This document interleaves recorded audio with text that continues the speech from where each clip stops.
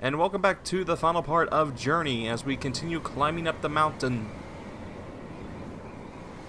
in the freezing cold. I hated this part. I do too. Honestly, I hate it more because you gotta watch the wind. Yeah.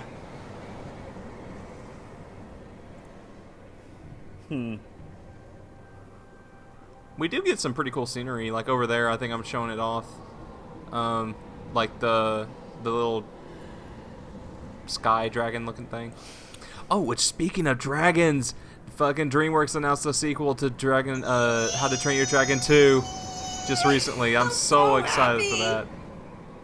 Although we still need another Megamind. Honestly, I want another Megamind, damn it. I mean, I do too, but at the same time, maybe it's best to keep it at one so that they don't fuck it up.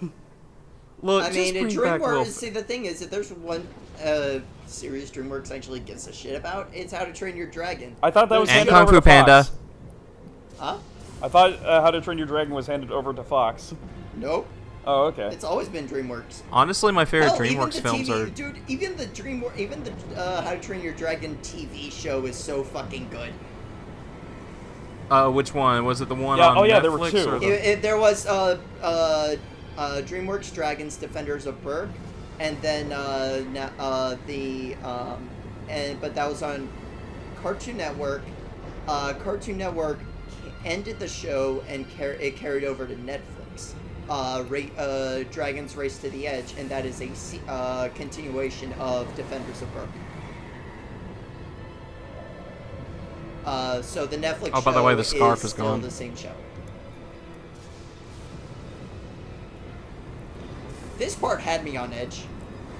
Also, notice. You that know, your I'm kind scarf of is surprised the gone. cloak doesn't. I'm No. kind of surprised the cloak doesn't blow off. Yeah, like notice, like as you kept progressing forward, the scarf was literally flying away.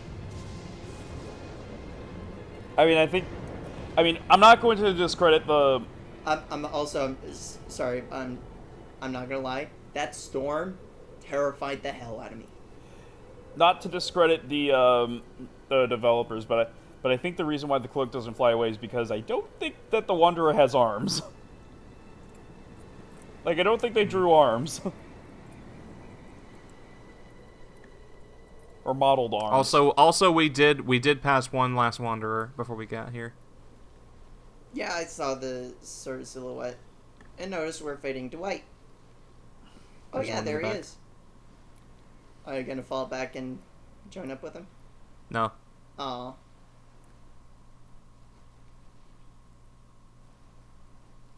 So this is where really in the game, it's very questionable. Really, what's happening? What's about to happen? I should say. I mean, No, like it's here in just a second. Like oh, you know, okay. Our movements are getting much slower, and finally the legs just give out, and that's it. Turn the camera. I kind of wanted to show the actual wanderer right here. Oh. Oh, there we go. Yep. So Yeah, Now, notice here- there was sort of a fade to white border on the edges. now this is where the It's game up to gets, interpretation, yeah. because are we really dead?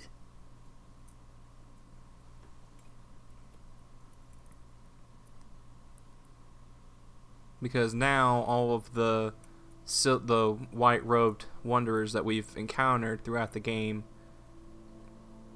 oh, it was are multiple. here. Yeah, Each altar we were at had one. It was a different one.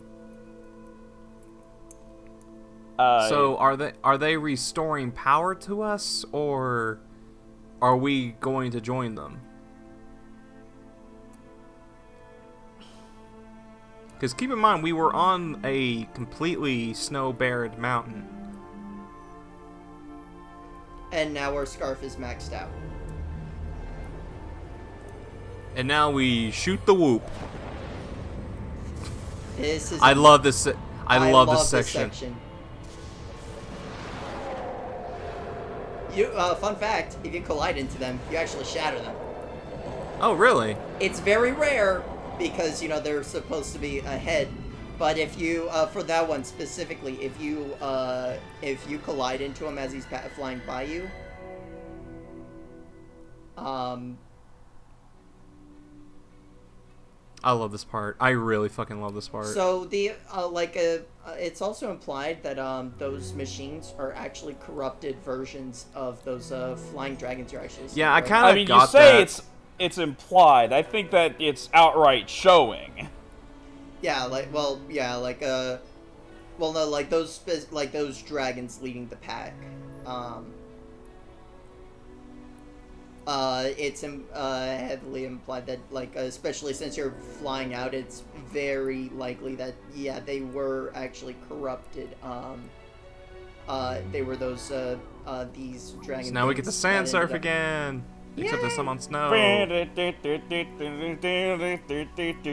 I could sing Stepping Wind. Do it right. Sorry, I could, I only remember the part where the horns come in. If I could sing Stepping Wind, I would do that, but I can't.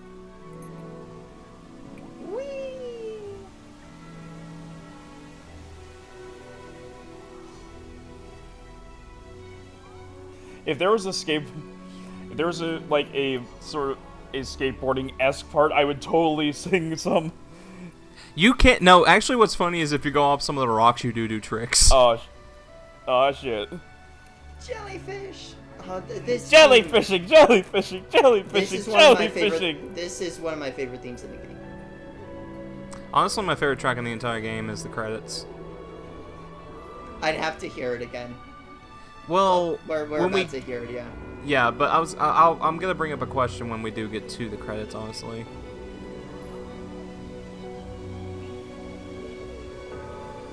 This part is just so cool. Because the first time I played this, I was just in awe. Because, during my first playthrough, it was so weird to play this type of game, which I had not seen any real gameplay of, other than, the desert surfing scene. But that's it. I never knew this was going to be in it. By the way, even though that my scarf is long as hell right now, you still do have to kind of watch your flight meter. Shut up.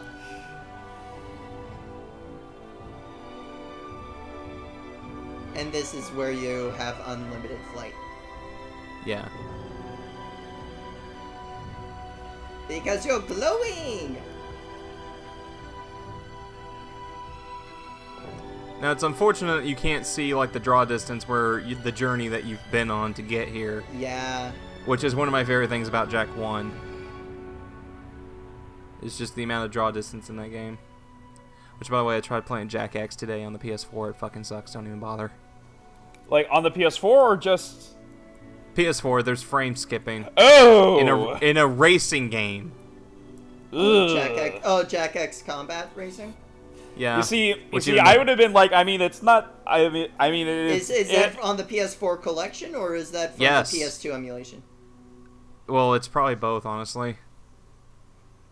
Keep in mind, I've said that the emulation for the PS4 versions are very hit and miss. There's a reason I'm switching to the PS3 version for speedrunning.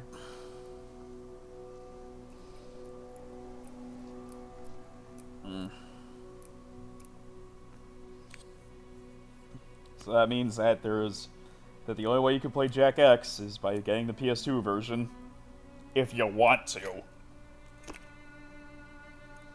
I'm sure it's fairly cheap. Yeah. Well, I'm more talking about Jak X looks. It's fun. I can't get into it. Even with the PS2 version, I did have it at one point. I couldn't get into it.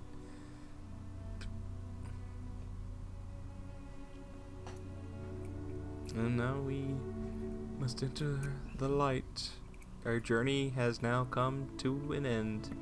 I think after a certain point, you don't have to keep holding up. I believe it just fades to white.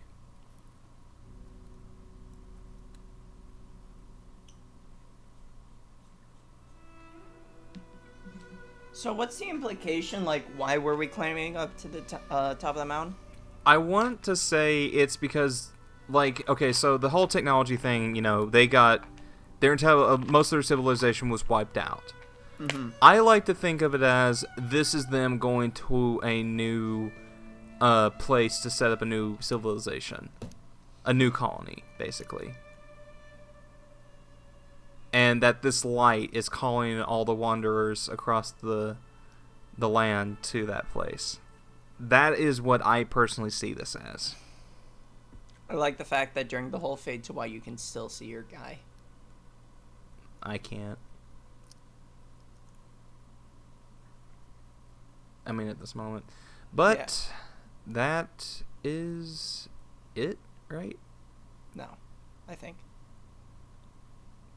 Yeah, this is the final bit.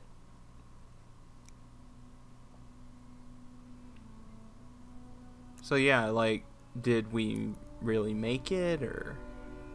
Oh no. This is what happened. So like, also throughout the game, if you do see the mountain, you can see these little lights coming out if you're online. And I think this is to like kind of signify it's showing you people who have gone through the journey.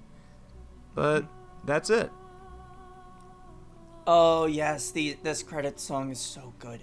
Now, correct me if I'm wrong. Did this credits theme win some kind of an award? Let me check.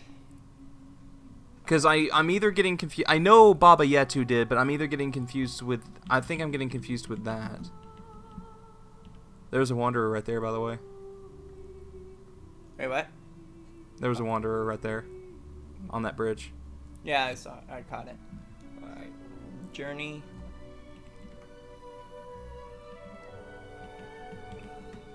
So yeah, let's kind of start our final thoughts here.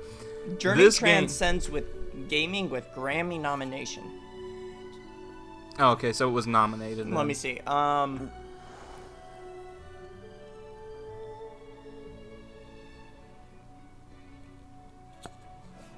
Did Kendrick Lamar get nominated for the Black Panther soundtrack though?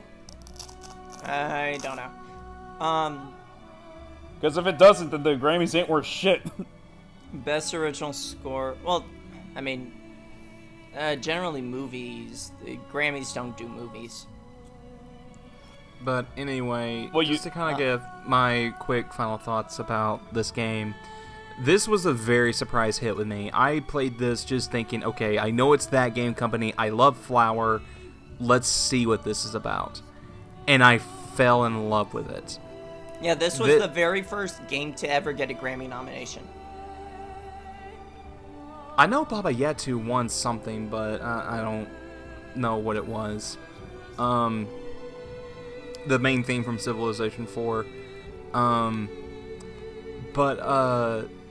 Like, the game has super nice controls. It's very short. I mean, this entire recording was only like, what, an hour and a half?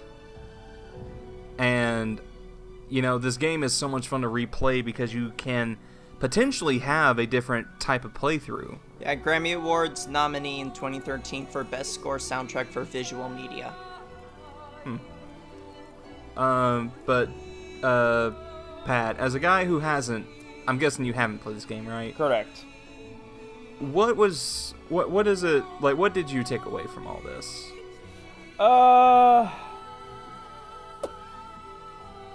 It looks pretty. It sounds pretty. And Sorry, like, to cut you off, going back, like, looking pretty, that sand, going back, it's always so gorgeous to see the sun reflecting off the sand. Anyways, continue. Sorry. it looks pretty. It sounds pretty. And that's about all I can really say. And I'm not trying to be negative. Like, those are actually, like, really good things, that it looks pretty and it sounds pretty, but Maybe during MomoCon we can sit you down and you can actually play through this entire game. I don't know. Like, Is this a game that you would want to, would be interested in playing for yourself? now that I've seen